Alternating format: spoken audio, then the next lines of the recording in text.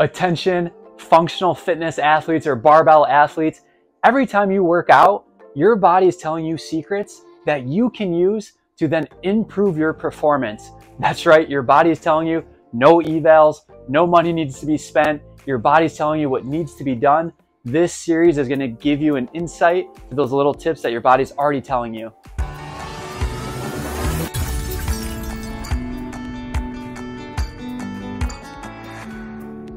You're at your cousin's wedding, the YMCA comes on, if that's still played, and you notice that your shoulder is yelling at you. Your body's telling you secrets that it's having trouble lifting your arm up overhead. In this video, we're gonna learn how we can start to look at this. The most common reason you'll see out there on the internet as to why you're not able to lift that shoulder up overhead, people say it's your posture. But what is posture? Posture is defined as the ability to get in and out of different positions with ease. So do you need good posture to lift overhead? Yes, because it's the ability to get in and out of positions with ease. The posture that's not talked about often is what happens when you are overworked, you are overstressed, and your internal load is too high. Our body goes into protection, it goes into survival mode. What happens when you go into survival mode? Your shoulders elevate up towards your ears.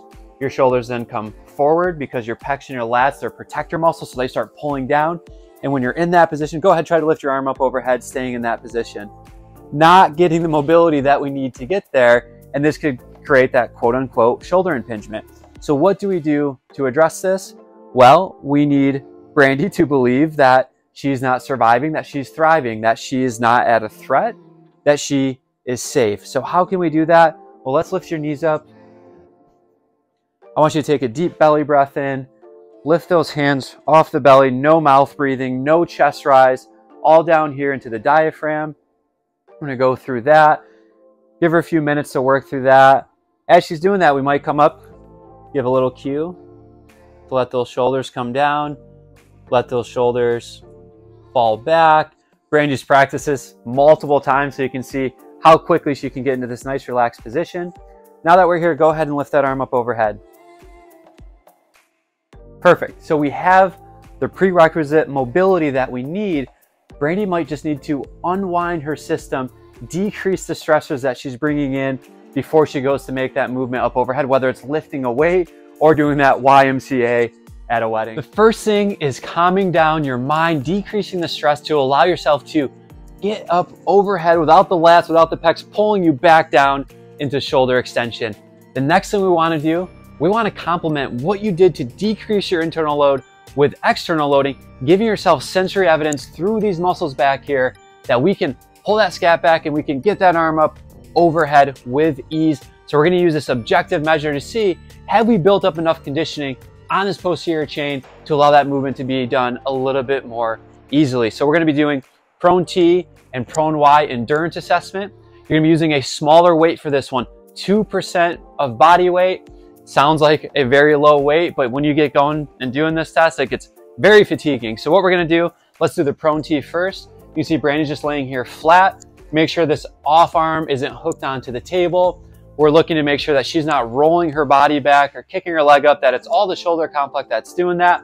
Arm, elbow is straight. She's reaching up to get parallel to the floor, back down. We would set a minute timer and see how many reps can she do on this. We wanna make sure it's controlled. Show us one that's just super fast and you just let it fly down. Not controlled, not counting those. It needs to be slow and controlled. That's our prone T. We would do that on each side. We're comparing those numbers. There's a different range that we want for different types of athletes, but generally you want to be at about 30 reps for this for the prone T. Show us the prone Y now. So Y, we're coming up at a 135-degree angle. Same idea, body staying straight. We're not hooked onto anything, elbow staying straight. This is going to get bias a little bit more of that lower trap. Same idea, set a minute clock. How many good reps can you get on that side? We would rest a little bit and then repeat on this other side. Again, just seeing, can we match what we're doing mentally to bring down our stress to the posterior chain conditioning that we need to lift our arms up overhead. We started off by bringing down the stress level, looking at some of these scapular muscles. The last thing we want to do here is start to look at the external rotators versus the internal rotators. In the beginning, we said the pecs and the lats are very, very strong protector muscles. They're also internal rotators. our internal rotators tend to become a little bit more dominant compared to our external rotators. And generally, they're always going to be a little bit more conditioned and stronger than the external rotators. But we do want to put a number to it to see how far are we off. We want that range to be about 66 to 77 or 75% of ER to IR. If you can get it to a 1-to-1 ratio, pat yourself on the back. That is awesome. But 66 to 75% is a really good health marker. So we're going to test this with an objective number. We're using a crane scale. We'll put a link down below in the notes if you're interested in getting one of these. It's very useful for testing these muscles and putting a number to it. So we see Brandy's laying here. We're going to get her arm in position. We're looking for a 90-90 position. Shoulders abducted 90, elbows bent 90 degrees. We're going to turn this on and we'll make sure to zero it so she's not getting any extra pounds added onto it.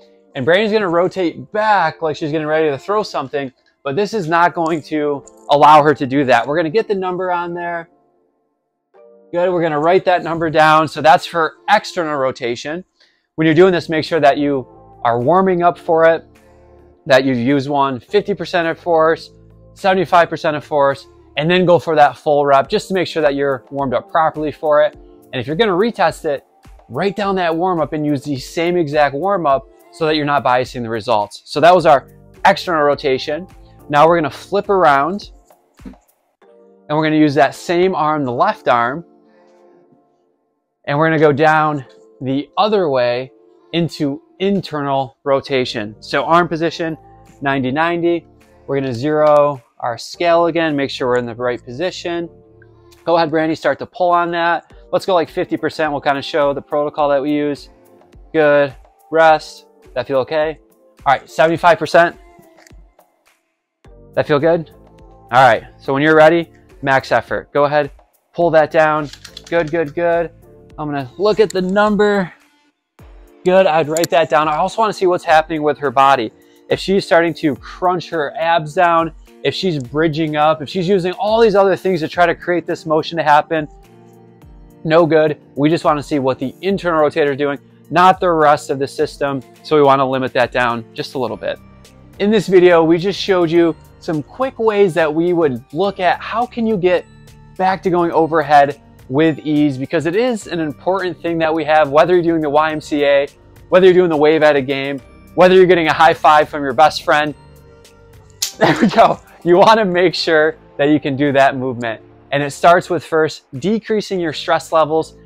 Try this at home when you're watching. Shrug your shoulders up, round them forward, and now try to lift up overhead and see how difficult that is. The most important thing you can do is to take care of your emotional well-being, your internal load, bring that down, let those shoulders relax, breathe in through the diaphragm, not the chest, not through the mouth, in through the nose of the diaphragm. Feel that relaxed feeling, and now see how much easier it is to get up overhead compared to being here. So take care of that first. Secondarily, we want to make sure that we're matching the mechanics to what our brain is saying, giving it sensory evidence. And we did that by testing these muscles back here. And then we looked at our ER to IR ratios. We hope that you are enjoying this content. We know that you can't give us a high five, but one more. But you can leave us a thumbs up or share this with people in your community and friends that want to get back to doing the wave or the YMCA or whatever other dance could potentially be out there.